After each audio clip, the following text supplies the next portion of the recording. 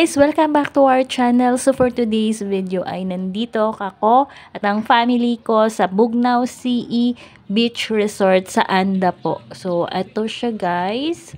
Papasok na tayo. So dito kasi nga 'di ba resort, so pwede tayong mag-overnight, pwede tayong mag-stay dito ng 3 days, 2 nights or nasa inyo na kung ilang days kayo. So, pwede din naman mag-day tour. So, kung day tour, guys, ang entrance fee niya per person is 300 pesos. So, you can use the swimming pool and pwede po kayong gumamit sa kanilang private beach. So, sa gilid nito, meron din silang public beach. Hindi ko lang alam kung magkano yung entrance doon or kung meron bang entrance. Baka kasi, pag mga public beach, ang binabayaran nyo lang ay yung cottage. So, hindi ko lang, ayan po yung public beach. So, ayan guys, yun yung mga cottage nyo. Ayan, yung mga bahay kubo, yan yung cottage. So, eto guys, papunta na kami sa aming cottage. So, free cottage siya guys kapag mag-ano kayo, kahit day tour, automatic siya na may free cottage kayo. Basta, mag-ano lang kayo, book in advance depende po kung available siya. Kasi, hindi ganoon kadami yung cottage nila dito sa loob. Kasi nga, ang ano talaga nila is yung mag-stay overnight. So, ayun yung mga rooms nila. So, meron silang twin sharing room, meron din pang family. Yung rate or prices nila, I will put it in the description box. So, para malaman natin or malaman nyo kung magkano talaga yung room nila. So, with breakfast na ata yun. Tapos, meron din silang kainan dito. So, pwede kayong mag-request ng magpaluto kayo ng kung ano yung gusto nyo. Meron din mga menu. Then, dito guys, sa pool. Ayun yung pool nila. So, this time, kami lang talaga ng family ko ang nandito na nag-day tour or day use. And then, meron ding nag-check-in. So, parang isang family din. So, wala masyadong tao talaga. And then, nung afternoon na, merong dumating na foreigner from Spain daw sila. So, parang may 3 kids, tapos mag-asawa. So, konti lang yung tao, guys. Kaya nasulit yung punta namin dito at saka yung bayad na 300 pesos. So, ayan. Yung mapinsan ko, nandyan sila. So, sila lang talaga yung naglangoy-langoy sa pool. So, later on, maliligo na din kami. So, yung iba, nasa beach na po. And, yung mga bata, kasi gusto nila dito lang sa pool. So, ito guys, papunta na, galing na kami sa beach. So, parang aakyat tayo, tapos, bababa. Kasi, parang nasa likod yung beach, yung private beach.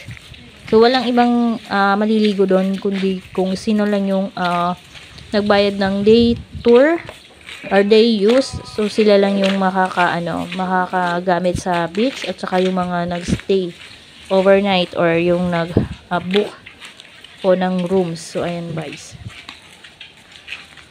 Baka po may magtanong kung pwede ba mag-ihaw-ihaw or pwede ba magluto. So, yes, pwede po. Meron silang area na pwede tayong mag-grill doon sa labas.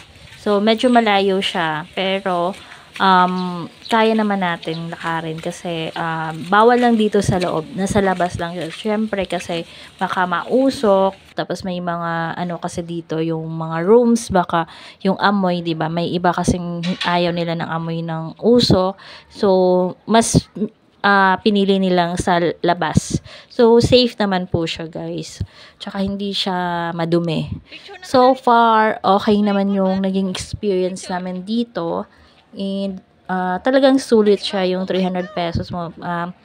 Mas maigi lang na wala masyadong tao kaysa matao kasi crowded. So, kumbaga, for me, hindi ako mag-enjoy masyado kapag ganun matao. So, ayan. So, and ayan lang yung pool nila. Malaki din naman. So, dito, pambata. Tapos, doon, banda, siya, pang adult na. Kasi hanggang 5 feet or 6 feet yan. 5, parang hanggang 6 feet yung lalim. So, ayan, may din naman sila. Para sa mga bata, meron silang free vest. So, ayan yung mga pinsan ko, pinagamit namin ng vest kasi hindi naman talaga sila magaling pa mag-swim for security purposes. So, ayun guys. So, ayun guys. So, ang daming rooms na available. So, mostly, twin sharing at saka family room yung available. Meron ding vest para sa mga adult. So, ayan. Ihiram lang kayo. Free naman siya. Basta available lang po. Kasi kapag madami, hindi na makakahiram yung iba kasi hindi naman ganun kadami yung vest nila. So, ayan guys. Pero mas priority sa mga child. So, ayan. Dito, ito yung mga pambata. Tapos doon yung maganda siya kasi yung pool nila overlooking doon sa dagat. So, ayan guys. Malinis talaga siya. Lalo na kami lang naman yung nandito. So, parang ang naging nangyari, exclusive para sa amin yung resort.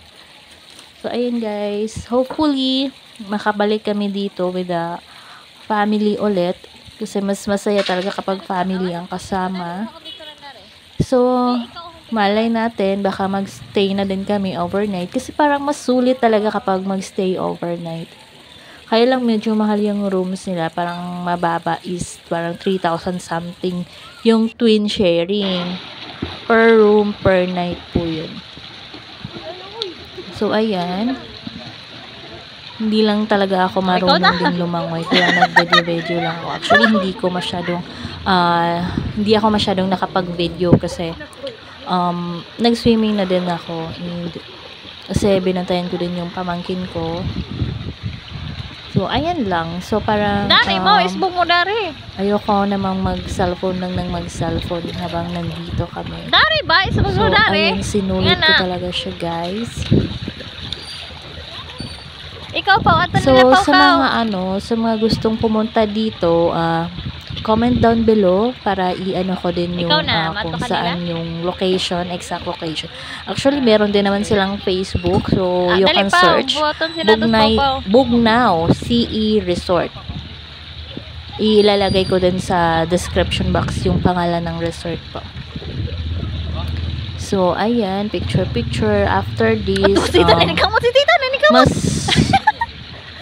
Mas nagtagal ako doon sa dagat compared dito sa sa swimming pool.